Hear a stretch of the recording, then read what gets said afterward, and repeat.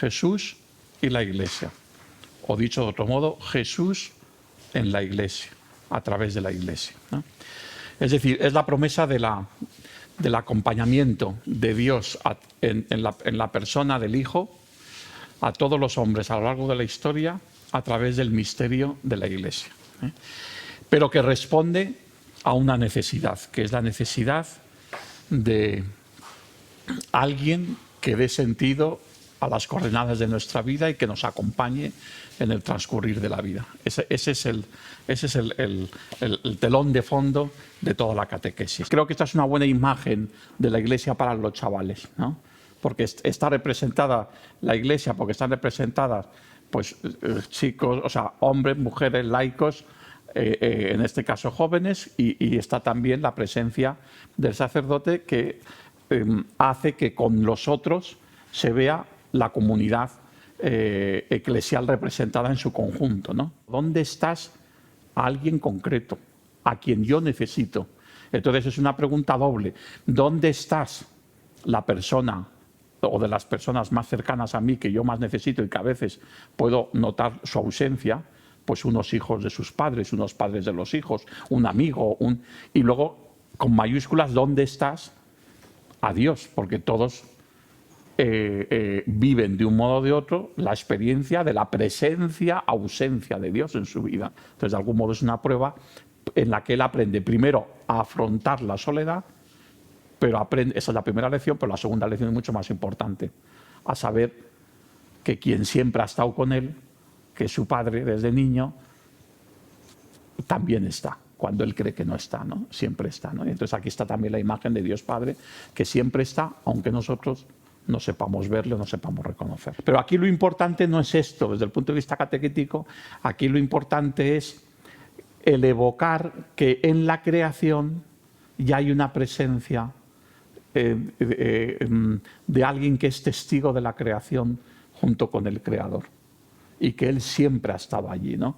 Pero parece que es una canción, digamos, pues propia de alguien que ha sufrido la pérdida de un ser querido o algo parecido, ¿no? También puede evocar la pérdida de una persona con la que se ha habido una relación y se ha perdido esa relación, pero no encajaría ahí de un modo más forzado, ¿no? Parece mucho más fácil de entender desde la otra perspectiva, ¿no? Y por tanto, indirectamente también puede tener un contenido religioso o pueda servir casi como una oración, ¿no? Fijaros que hay expresiones que son muy interesantes, ¿no? Dice al final: para darte mis palabras, si tus labios ya se han dormido, devolverte tus latidos, todo lo que hiciste por mí. Cuando creas que la vida se ha olvidado de ti, no dejaré de susurrarte al oído que estoy contigo, ¿no? Entonces, bueno, yo creo que es una canción, y luego, claro, que falta la música. Ahí siempre es bueno poder buscar la música, por eso hemos puesto aquí también el código QR para directamente en el área virtual está puesta la canción. Se trata de hablar de la Iglesia. Vamos a hablar de la presencia de Jesús, que permanece en la Iglesia siempre. Por tanto, permanece 2000 años y permanece hoy. Nos interesa que permanece hoy, no que permaneció hasta la Edad Media, sino que permanece hoy y permanecerá siempre en la Iglesia Jesús. Esta es una ocasión para dar a conocer el concilio que supuso, primero, que es el concilio de nuestro tiempo, y luego que supuso una revisión de la mirada con la que la Iglesia se mira a sí misma, ¿no? Porque las dos preguntas importantes del concilio, si ya lo decía San Juan 23, es: Iglesia, ¿quién eres? E Iglesia, ¿qué le dices al mundo? Y damos tres claves de cómo el Concilio Vaticano II, esta es el super resumen de los resúmenes, pero para eso está el lenguaje catequético, siempre pretende esto: ideas, pocas ideas, muy claras, muy concisas, muy sistemáticas, ¿no? Como en la predicación. Entonces, pues, tres ideas claras de qué es lo que se pidió la Iglesia a sí misma en el concilio, pues pueden servirnos estas tres. Se pidió a sí misma ser más comunión, más comunitaria, más misionera y más testimonial. Hay dos españoles muy significativos que estuvieron en el Concilio Vaticano II. Y lo más importante, que estos dos españoles Les cambió su vida el concilio, porque ellos en su testimonio lo dicen. Una mujer y un hombre, Pilar Bellosillo y Joaquín Ruiz Jiménez. Pilar Bellosillo está en proceso de beatificación, o sea que es muy fácil que sea beata. Joaquín Ruiz Jiménez debería de estarlo, pero no lo está. Van al concilio y, en el caso, por ejemplo, de Joaquín Ruiz Jiménez, su conversión del concilio, él siempre lo dijo, es una conversión religiosa. Esa conversión religiosa, o sea, ya él era un militante católico, ¿no? Era un hombre de fe, de iglesia 100%, pero él dice que el concilio le ayudó a entender mucho mejor la misión de la iglesia, a entender mucho mejor. Y eso, una de las consecuencias fue un cambio en su visión también de los temas sociales y políticos desde la perspectiva del concilio. Los 3 párrafos vendrían a explicar una imagen, un mandato y una promesa. La imagen de una presencia, el mandato de una misión y el mensaje de la promesa de permanencia de esa presencia que acompaña esa misión. Ni la iglesia que nace ni la misión para la que nace depende de la buena voluntad y de la perseverancia de sus discípulos, sino de su presencia que los alentará, guiará y acompañará siempre. En Meditamos hemos pensado 2 cosas muy sencillas.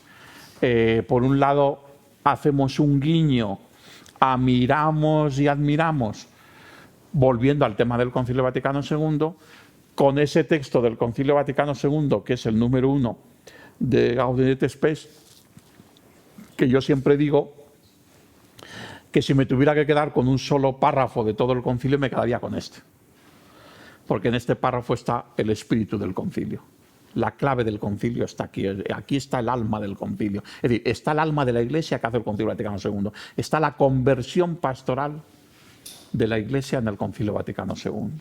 En este contexto social y cultural en el que hoy vivimos, ¿qué imagen se tiene de la Iglesia?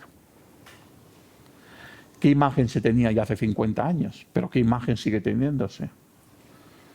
La imagen de una Iglesia que se defiende del mundo, que se refugia en sí misma. La imagen de una iglesia que critica al mundo, que lo juzga. La imagen de una iglesia que combate con el mundo porque lo considera la perdición, el paganismo y ella tiene la verdad. ¿Es esa la imagen que damos? A veces la damos, ¿eh? A veces es la imagen que damos. Hay medios de comunicación, incluso especialistas en información religiosa, que la imagen que dan de iglesia es esta. Y la siguen dando hoy. Y la imagen de los integristas que no aceptaron el Concilio Vaticano II es esta. Y la imagen, sobre todo, que la sociedad tiene es esta. Y la imagen que algunos quieren mantener porque les interesa para tener a raya a la Iglesia o para enfrentarse a la Iglesia es esta. En cambio, ¿cuál es la imagen de la Iglesia que propone el concilio? Pues la que expresa el Papa Francisco con el hospital de campaña. Es la imagen de la Iglesia que se postra ante el ser humano sin preguntarle si tiene fe o no tiene fe, y le sirve, porque ve en él la obra maestra de la creación y aquel a quien Jesús, el Hijo de Dios, se ha unido en la redención. Y es la imagen de la Iglesia al servicio del hombre. Y esa es la que nos da este texto del concilio. Esa es la imagen. Y en este servicio le propone, porque es lo mejor para él, el Evangelio. Pero porque es lo mejor para él. Pero se lo propone, no se lo impone. Entonces, yo creo que esto es muy importante, que los chavales tengan en la catequesis esta imagen verdadera de la Iglesia, que es la que da el concilio. Y no otro tipo de imágenes que pueden aprender de otros modos. En Aprendemos, aquí aprovechamos para recoger 2 parrafitos, como veis, muy sencillos, de testigos del Señor. Uno, la respuesta a la pregunta ¿cómo nace la Iglesia? Que ellos entiendan, pues sobre todo lo que vemos en los Hechos de los Apóstoles, ¿no? El sentido del origen de la Iglesia. Y después, cómo empezó esta aventura a la que yo pertenezco 2000 años después, y también cómo empecé yo a formar parte de esta aventura.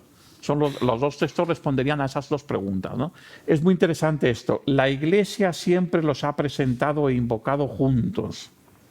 Representan todos los contrastes de la Iglesia. El contraste de la comunión y la misión, ¿no? Pedro, el que está llamado a garantizar la comunión. Pablo, el que está llamado a que la Iglesia no se cierre en sí misma, sino que se abra a los gentiles, que se abra a la universalidad de la misión. Y representa, de algún modo, también el que en la Iglesia, aunque es verdad, sin quitarle ningún valor a tú eres Pedro y sobre esta piedra edificaré mi Iglesia, pero también el tema de la sinodalidad. Es decir, Pedro no actúa sin los demás apóstoles. Actúa en comunión con los demás apóstoles. Y el signo histórico evidente de este actuar en comunión es la comunión de Pedro y Pablo. Tú quieres ser un cristiano, quieres cuidarte como cristiano, o mejor dicho, te quieres dejar cuidar como cristiano.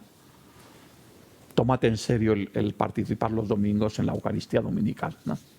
Y aquí explicamos el porqué. No lo planteamos como uno de los 5 mandamientos de la Iglesia, el tema del precepto. Aquí, como veis en todo el texto, no aparece la palabra precepto dominical.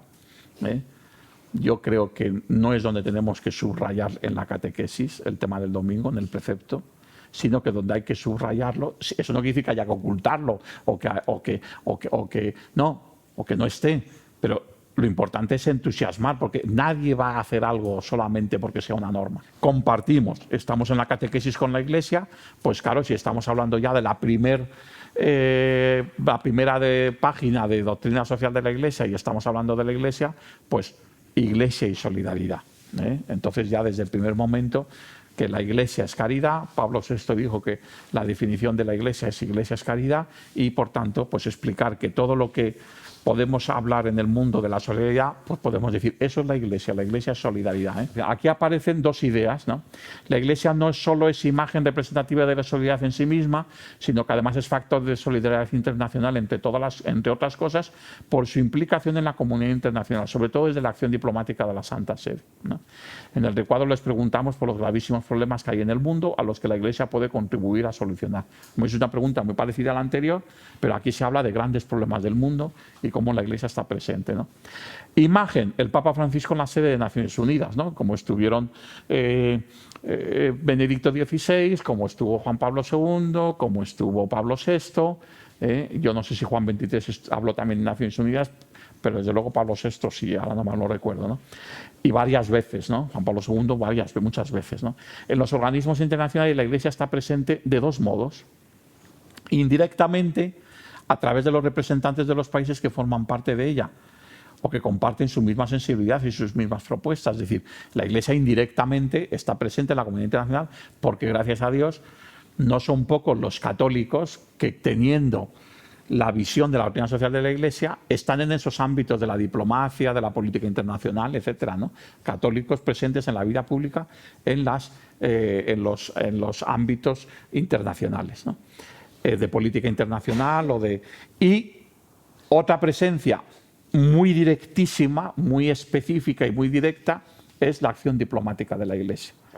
Es bueno que aprendan que, como en todos los demás ámbitos, el familiar, el de los amigos, el de tal, como dice el Papa Francisco, todo lo que sean críticas feroces, todo lo que sean murmuraciones de unos contra otros, todo eso es nefasto.